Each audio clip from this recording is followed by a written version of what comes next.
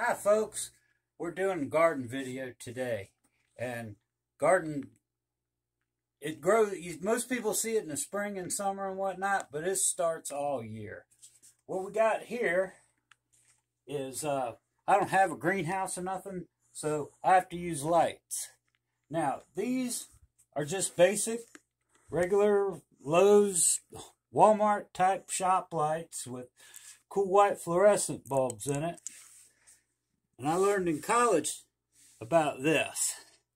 It was part of my higher education. And it worked.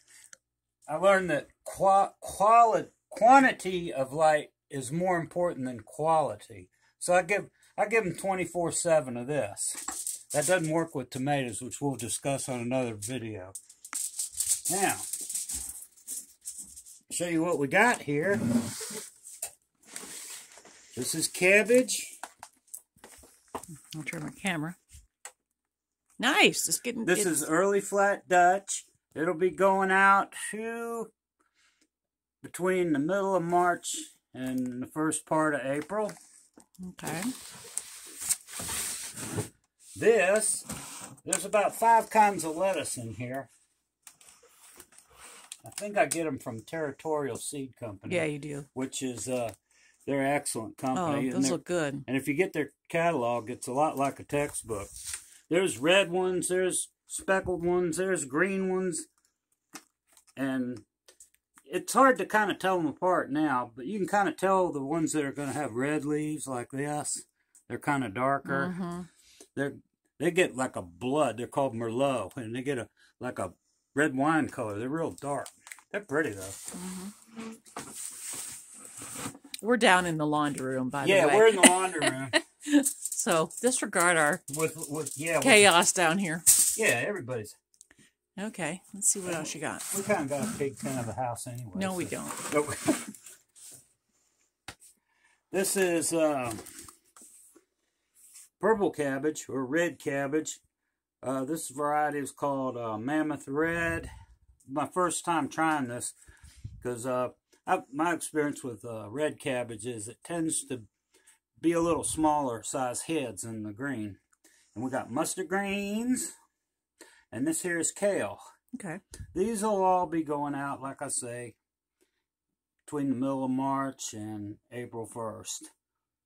And I'm going to put this up. Okay. I'll show you what I did. I took the box that the light came in, one of the grade kids' glue sticks, and stuck fall on it to reflect light back on it. Mm-hmm. So, fall? Fall? Yeah. Okay. I'm sorry. I talk like the local people do. Because I am one.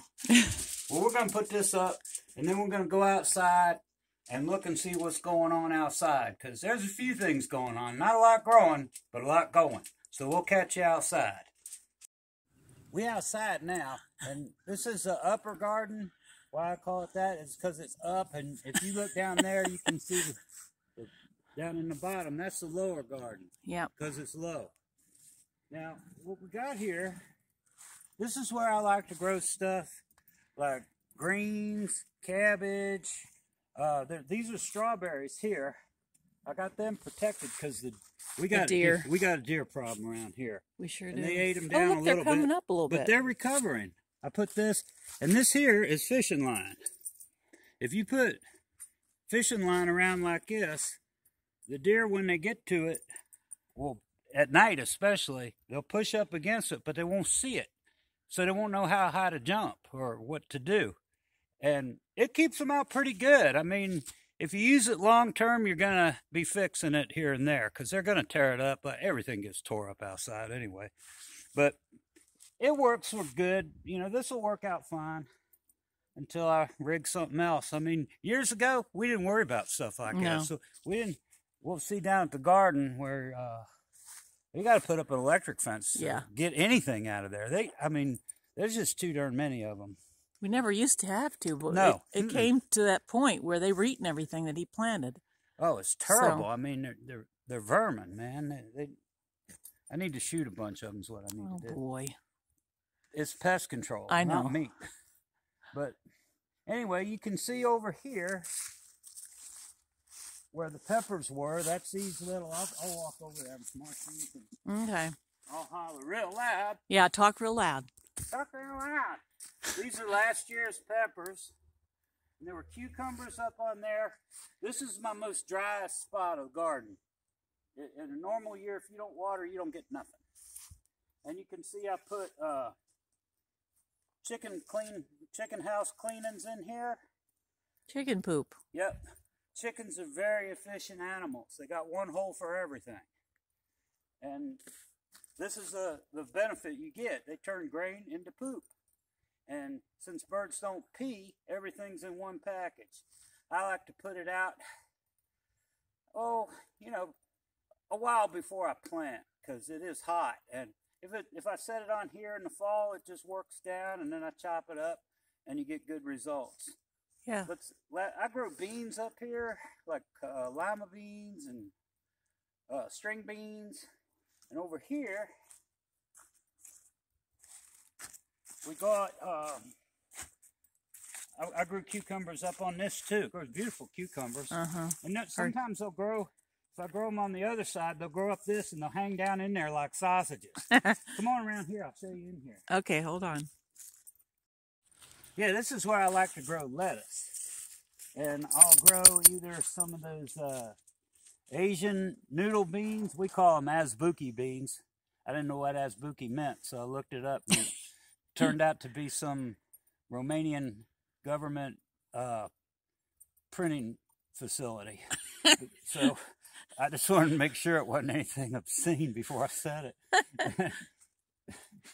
So anyway, we put lettuce in here, and if we put beans or something, it'll kind of shade the lettuce, which does not like a lot of heat, and it'll give us a little bit longer season out of our lettuce. But we eat some salads we do in the spring. We'll come out here and pick a fresh salad with lettuce and kale and do all kind of things, and it's good. It's got a better flavor. The cabbage usually goes here. So you're seeing basically the garden before the garden, because we're going to take you hopefully through the entire season, and you'll get to watch it grow sitting in your townhouse. So this is left over from cabbage last year, but this is a really good spot. I like this spot, but it was hillside. Those are all bags of concrete that got hard, so I just stacked them up there. Friend of mine had all that, and he wanted to get rid of it, and I said, okay. That's a great little wall. Yeah, it looks ridiculous, but it works. Yeah. Well, we'll go down to the lower garden, and I'll tell you what's going on down there. Okay. We're down in the bottom, and what we got going on, there's a lot that's going on here. It just doesn't look like it. Now, what I've done here, you can see corn was here last year, and in the very last section was tomatoes. What I've done is I've gone over it with the disc and hilled it up. And what I'll do, I'm going to walk out here. Don't you come out here. It's real muddy, and you got white shoes. I don't have white shoes on, but I got Crocs on. What I like, this is going to be for potatoes, both regular taters and sweet potatoes. What I normally like to do is plant regular potatoes in this row and in the far row, and the sweet potatoes in the middle. We're getting 200 of them in May. I got a plant out here. Wow. And I usually plant 20 pounds of regular potatoes. We're going to go over that next month. But I plant 10 pounds of red Pontiacs and 10 pounds of Kennebecs. And what you do is you just, once you cut them, you just slip them under there. And this makes them a little easier to work. They go in around St. Patty's Day. But what I want to do, I want to put the regular potatoes here. Why? Because I had tomatoes over there. Yeah. Why does that make a difference? Because you lime tomatoes, and potatoes don't like lime. They get scabbed. They like low pH, acid soils. That's why I did so good in Ireland with the peat soils and all. Now, behind Marcine, it's a lump dog. It's Lump. Yeah, our canine companions. And Dolly Mae. Now, in this little strip here, I usually mulch it and plant summer squash like zucchini, yellow squash, and those ones that look like little white flying saucers. Yeah, I call them UFOs. They call them patty pans. Patty pan. I call them UFOs because they look like little flying saucers. And over here, sometimes I don't know what I'll do here. I might do squash here too. I do cucumbers here sometimes. But over here, I'm thinking I'll put winter squash. I got this all filled up. Yeah, you do. It's ready. Now, winter squash does not get planted until around the summer solstice, around Father's Day. Because if you plant too early, you'll have squash and pumpkins in Labor Day instead of October. So this will not be planted. It's going to stay like this until then. What I'll do is I'll keep the weeds out of it, keep it looking like the surface of the moon with glyphosate. Yeah, I don't want to hear the controversy. And then I'll plant. If I don't cultivate or disturb it, that'll get about 90–95% of the weeds. And it'll be a good crop. And you're probably saying, Sam, what are all those poles with the plastic things on them? Well, that's for the electric fence. And what I'll do, I'll put, as you can see way down there, see that green stuff? Mm-hmm. That's bamboo. That's the bamboo forest. Yeah. So we got lots of it, and we use it. You know, probably look like Gilligan's Island around we here love with our all that bamboo and stuff. But I'll use those for poles in between and put insulators on them, because you got to have electric out here. And I got a solar fence charger that goes on that post way over there with all the wire tied to it. Yep. And we'll walk over there now. Okay.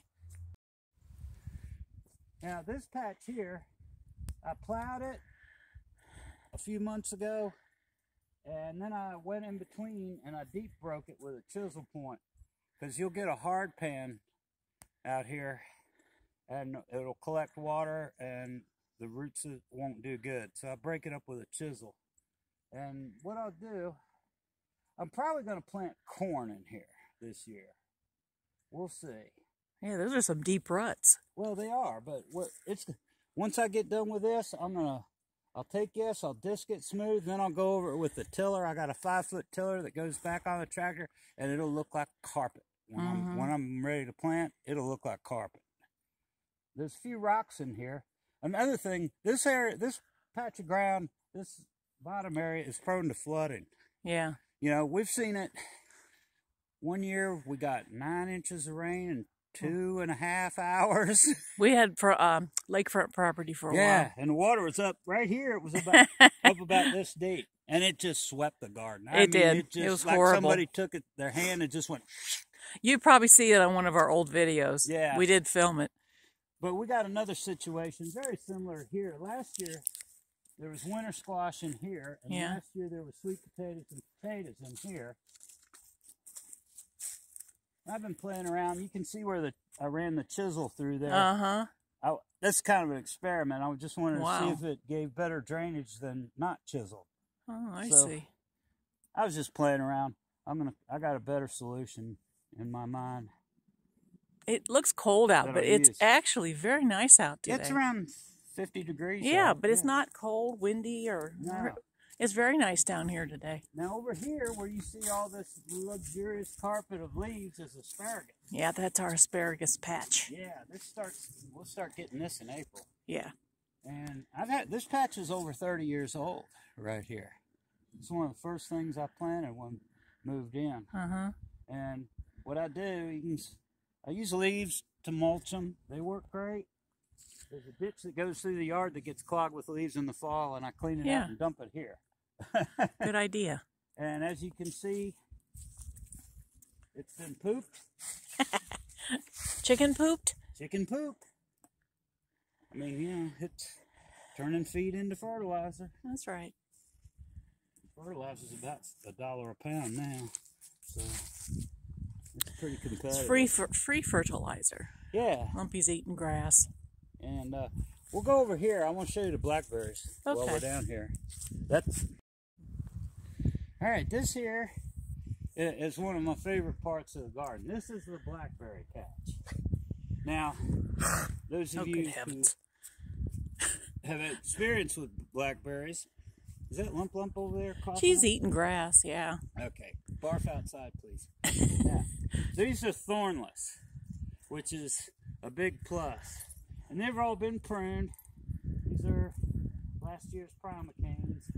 And they've been pooped, they've been mulched. And in July, we have fun because we have folks come and pick these. And I tell you, some of the funniest conversations and whatnot go on when we get the sisters from up on the hill. They come here and pick. They're delightful ladies, and boy, they pick at each other, and it's hilarious. We're thankful for everybody who comes to pick, because we'll get 100, 200 quarts of blackberry. For two of us, we don't need that many, but a lot of people have come and picked and enjoyed it, and it's thornless, and you don't get cut up. Yeah, and the sisters, what they do, they'll come. You ain't never seen anybody go through blackberry patches. Those two ladies, they come down here, they'll pick buckets full of them, and then they'll take them home, and they'll make cobblers and take them to help feed the seniors that need help with their food supply, and they provide blackberry cobbler for them, which is they really like it. I don't doubt that. Now over here, there's a new patch of ground I'm working up. Now remember, I had mentioned about flooding. Yes. Over in here. Yes. This place doesn't flood. Okay. I've never seen it flood up here. And what I'm going to do, I'm going to put tomatoes here. Excellent. The tomatoes are my most labor-intensive crop. And you'll find out. We'll do a video when I'm putting all that together. But the payoff is huge. Yeah. They're wonderful. Since I'm going to put in all that labor and whatnot, I don't want to risk it at a flood. And we'll have them here. I usually have around 50 tomato plants. Yes. And yes. Yes. There's so many tomatoes. You know, people who have pots on their deck with tomatoes, how many you get off of a potted tomato plant. Just imagine. Oh, and I prune the hell out of them, so they're nice and big and beautiful. Yeah, they are. They're good. We'll go through all that too, but I just wanted to give a brief overall of what's going on. We got grapes and kiwis over there. Yeah. Everything just looks a little gray right now because it's, naturally not spring yet. But Lump, get out of there. Lump's in the asparagus. But you can take this video and look at it as a before video, and then we'll do progress along the season. Yeah, everybody's garden looks good this time of year, but you're a gardener if your garden looks good in August. Dolly Mae. Everybody's garden looks good in His March daddy's and girl. February and April. His daddy's girl. Yeah, this is my brown shadow. She's getting gray. She follows me everywhere. Anyway, we probably ought to wrap it up. Yeah, we're done. Anyway, thank you all for watching and everything, and leave a comment below. Yeah. And, if you have any questions, put it in the comment section. I'll try to answer it in a video or some kind of way. We're new to this, and we're boomers, so we're about half ignorant. We really need a 14-year-old. So if you got one that you can rent, or we'll make you a deal on it for a few days. All right, thanks, folks. Take care. Bye-bye.